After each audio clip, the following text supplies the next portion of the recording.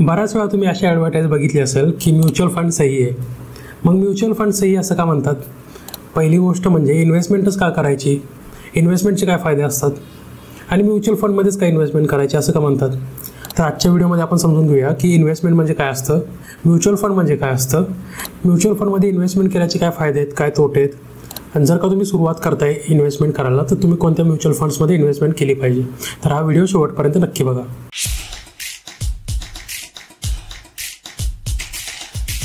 तर सगळ्यात पहिला प्रश्न की इन्व्हेस्टमेंटच का करायची. आपण म्हणाल माझ्या बँकेच्या अकाउंटमध्ये पैसे पडलेत, ते पण तेवढ्या वर्षानंतर तिथंच राहणार आहेत, तरी इन्व्हेस्टमेंट करून असं काय नवीन होणार आहे.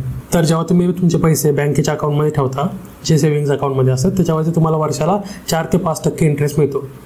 तर इन्फ्लेशनमुळे त्या पैशाची किंमत कमी होत जाते, म्हणजे महागाई वाढत जाते, त्यामुळे तुमच्या पैशाची किंमत पण कमी होत जाते. तर महागाई ही 6 ते 7% वाढते, त्यामुळे प्रॉब्लेम काय होतो की तुमच्या पैशाची किंमत वाढण्याच्या जागी कमी होत जाते. तर आज तुम्ही 1000 रुपयामध्ये जेवढ्या गोष्टी खरेदी करू शकता त्या 2 वर्षानंतर करू नाही शकणार, कारण की महागाई तेवढी वाढलेली असते. तर त्यामुळं आपले जे पैसे आहेत त्याच्या पैशांची किंमत वाढवण्यासाठी आपण इन्व्हेस्टमेंट करतो, जेणेकरून महागाईसोबतच आपल्या पैशांची पण किंमत वाढत जाईल. तर म्युच्युअल फंडमध्येच काय इन्व्हेस्टमेंट करायची, बाकी काही ऑप्शन नाही आहेत का? तर बाकीचे पण बरेचसे ऑप्शन आहेत, जसं की FD आलं, तुमच्या सेव्हिंग्ज अकाउंटमध्ये तुम्ही पैसे ठेवू शकता, तुम्ही तुमच्या गोल्डमध्ये इन्व्हेस्टमेंट करू शकता, रिअल एस्टेटमध्ये करू शकता, डायरेक्टली तुम्ही स्टॉक्स खरेदी करू शकता, किंवा तुम्ही क्रिप्टोमध्ये पण पैसे टाकू शकता. मग म्युच्युअल फंड्सच का, ते आपण ह्या व्हिडिओमध्ये समजून घेऊया.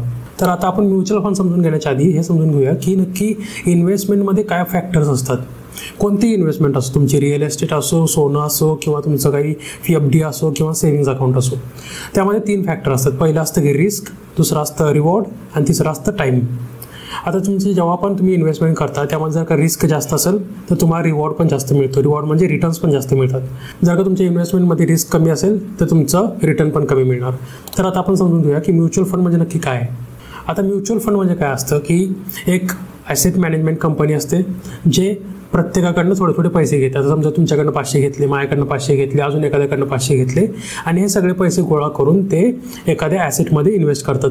म्हणजे समजा स्टॉक्समध्ये म्हणा, किंवा बॉन्ड्समध्ये म्हणा, किंवा एखाद्या रिअल एस्टेटमध्ये म्हणा, किंवा अशा कोणत्याही ठिकाणी ते इन्व्हेस्टमेंट करून त्यातून पैसे वाढवत असतात. आणि हे सगळं मॅनेज करण्यासाठी एक ॲसेटचा मॅनेजर असतो, ज्याला फंड मॅनेजर म्हणतात. आणि याच्यासाठी ते काय करतात की थोडीशी फी अप्लाय करतात, कारण की ते आपल्यासाठी काम करतात, ते सगळे इन्व्हेस्टमेंट करतात, चांगल्या ठिकाणी आपले पैसे वाढवतात. तर त्यासाठी ती थोडीफार फी आपल्याला चार्ज करतात. त्याला म्हणतात की एक्सपान्स रेशिओ. तर आता हे एक्सपान्स रेशिओ तुम्ही लक्षात ठेवा, कारण की आपण व्हिडिओमध्ये पुढं ह्याच्याबद्दल डिस्कशन करणार आहे. बरं, आता आपल्याला कळालं की म्युच्युअल फंड काय असतं, पैसे घेतात आणि इन्व्हेस्टमेंट करतात. तर आता ह्यात कोणते टाईप आहेत? मेजरली यामध्ये 3 टाईप आहेत. एक आहे की इक्विटी म्युच्युअल फंड, ह्याच्यामध्ये स्टॉक्समध्ये इन्व्हेस्टमेंट केली जाते. दुसरा आहे डेट म्युच्युअल फंड, ह्याच्यामध्ये बॉन्ड्समध्ये, गव्हर्नमेंटच्या किंवा कॉर्पोरेट बॉन्ड्समध्ये इन्व्हेस्टमेंट केली जाते. आणि तिसरा आहे हायब्रिड म्युच्युअल फंड, ह्याच्यामध्ये बॉन्डमध्ये पण आणि स्टॉक्समध्ये पण इन्व्हेस्टमेंट केली जाते. मग त्याचा रेशिओ 50% किंवा 70-30% असा टाईपचा असतो. हे सोडून सुद्धा बऱ्याचशा टाईपचे म्युच्युअल फंड असतात, पण आता आपण बिगिनर सुरुवात करतोय तर आपल्या ह्या गोष्टी समजून घेणं महत्त्वाचं आहे. तर आता आपण बघूया की म्युच्युअल फंडमध्येच काय इन्व्हेस्टमेंट करायची, एवढे काय त्याचे फायदे की सगळे लोक प्रमोट करतात म्युच्युअल फंडमध्ये इन्व्हेस्टमेंट करा. अशा अजून कोणते इन्व्हेस्टमेंटचे टाईप आपल्याकडे अवेलेबल आहे ज्यामध्ये आपण इन्व्हेस्टमेंट करू शकतो.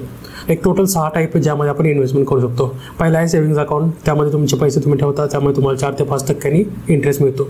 ह्याच्यामध्ये खूप कमी रिस्क आहे आणि तुम्हाला खूप कमी रिटर्न पण मिळतात. दुसरा ऑप्शन आहे FD, ज्यामध्ये तुम्हाला रिस्क पण कमी आहे, रिवॉर्ड पण कमी आहे, आणि एका सर्टन लिमिटपर्यंत तुम्हाला इन्व्हेस्टेड राहायला लागतं, कारण की लगेच तुम्ही विड्रॉ नाही करू शकत. तिसरा ऑप्शन आहे रिअल एस्टेट. आता रिअल एस्टेटमध्ये प्रॉब्लेम हे आहे की तुम्हाला एक लमसम अमाऊंट पाहिजे, म्हणजे खूप जास्त पैसे पाहिजे जर का तुम्हाला रिअल एस्टेटमध्ये इन्व्हेस्टमेंट करायचे. पण त्यामध्ये पण तुम्हाला रिस्क कमी आहे आणि तुम्हाला रिवॉर्ड पण कमी मिळतो. डिपेंड करतं की तुम्ही कोणत्या लोकॅलिटी, कोणत्या जागी तुम्ही इन्व्हेस्टमेंट करताय. चौथा ऑप्शन आहे गोल्ड, ज्यामध्ये आपल्या पूर्ण भारतीय लोकांना खूप जास्त इन्व्हेस्टमेंट करायची आवड आहे. आणि हा ऑप्शन असा आहे की याच्यामध्ये थोडंसं इन्व्हेस्टमेंट करायला तुम्हाला थोडेसे जास्त पैसे लागतात, आणि यामध्ये रिस्क पण कमी आहे आणि यामध्ये रिटर्न पण कमी मिळतात. आता 5वा ऑप्शन आहे स्टॉक्स.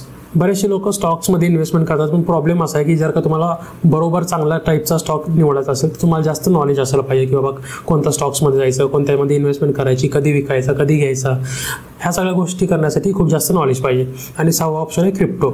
आता एक क्रिप्टो हा नवीन ऑप्शन आला आहे ज्यामध्ये बरेचसे लोक इन्व्हेस्टमेंट करतात. हा खूप जास्त वॉलटाईल आहे, म्हणजे खूप जास्त प्राइजेस कमी जास्त होत राहतात, त्यामुळे हे सेफ ऑप्शन नाही आहे. पण यामध्ये रिस्क पण तेवढीच आहे आणि तुम्हाला रिवॉर्ड पण जास्त मिळतो. तर आता आपण म्हणाल की मग म्युच्युअल फंड एवढं काय भारी आहे. तर म्युच्युअल फंडचा फायदा आहे की तुम्ही जेव्हा पैसे देता एखाद्या ॲसेट मॅनेजमेंट कंपनीला, तर त्यामुळे तुम्ही इन्व्हेस्टमेंट केल्यानंतर ते स्वतःहून वेगवेगळ्या स्टॉक्समध्ये इन्व्हेस्टमेंट करतात, ज्यामुळे तुमची रिस्क जी आहे ती खूप जास्त कमी होते, कारण की बऱ्याचशा कंपनीचे स्टॉक्स त्यांनी घेतलेले असतात, त्यामुळे तुमची रिस्क कमीत कमी होत जाते. दुसरा ॲडव्हान्टेज हे की यामध्ये तुम्ही कमीत कमी पैशामध्ये इन्व्हेस्टमेंट स्टार्ट करू शकता. आता गोल्डमध्ये, रिअल इस्टेटमध्ये तुम्हाला 500,000 रुपयामध्ये तुम्ही सुरुवात नाही करू शकत, पण याच्यामध्ये 500,000 रुपयामध्ये सुद्धा तुम्ही म्युच्युअल फंडची सुरुवात करू शकता. तिसरा फायदा आहे की म्युच्युअल फंडमध्ये तुम्हाला एक प्रोफेशनल माणूस किंवा एक्सपर्ट माणूस हेल्प करत असतो, कारण की तुम्ही तुमचे पैसे त्या माणसाला दिले आणि तो त्या सगळ्या गोष्टींवरती लक्ष देतो की कुठे इन्व्हेस्ट करायचे, काय विकायचं, काय घ्यायचं, त्यामुळे तुम्हाला जास्त डोकं लावणे गरजेचं नाही. पण म्युच्युअल फंडचा डिसॲडव्हान्टेज किंवा तोटा हे की जर का तुम्ही एखाद्या चुकीच्या म्युच्युअल फंडमध्ये इन्व्हेस्टमेंट केलं तर तुमचे पैसे कमी होऊ शकतात. त्यासोबतच जर का तुम्ही एखादा असा म्युच्युअल फंड सिलेक्ट केला असेल ज्याचा एक्सपान्स रेशिओ जास्त आहे, जो आपण आधी डिस्कस केलं होतं, जर का जास्त एक्सपान्स रेशिओ असेल तर तुम्हाला जास्त फी पण पे करावं लागते त्या ॲसेट मॅनेजमेंट कंपनीला, ज्यामुळे तुमचे इन्व्हेस्टमेंटमधून रिटर्न कमी होतात. तर आता आपल्याला ह्या सगळ्या गोष्टीचं कळालं की बाबा म्युच्युअल फंड काय असतं, बाकीचे कोणते कोणते इन्व्हेस्टमेंटचे ऑप्शन आहेत, इन्व्हेस्टमेंटच का करायची, इन्फ्लेशन काय असतं, त्यासोबत आपल्याला हे पण कळालं की म्युच्युअल फंडचे फायदे आणि तोटे काय आहेत.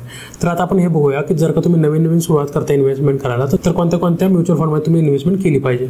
तर सगळ्यात पहिला आणि सगळ्यात सेफ ऑप्शन आहे की इंडेक्स फंडमध्ये इन्व्हेस्टमेंट करायची. तर इंडेक्स फंड म्हणजे काय असतं की जे पण आपला निफ्टी 50 आणि सेन्सेक्स आहे त्याच्यामध्ये ते डायरेक्टली इन्व्हेस्टमेंट करतात, त्यामध्ये जास्त तुम्हाला एक्सपान्स रेशो पण नसतो आणि हा सगळ्यात सेफ ऑप्शन आहे, कारण की याच्यावर तुम्हाला 12 ते 13% इंटरेस्ट मिळतो. दुसरा ऑप्शन आहे की लिक्विड फंड किंवा डेट फंडमध्ये तुम्ही इन्व्हेस्टमेंट करू शकता.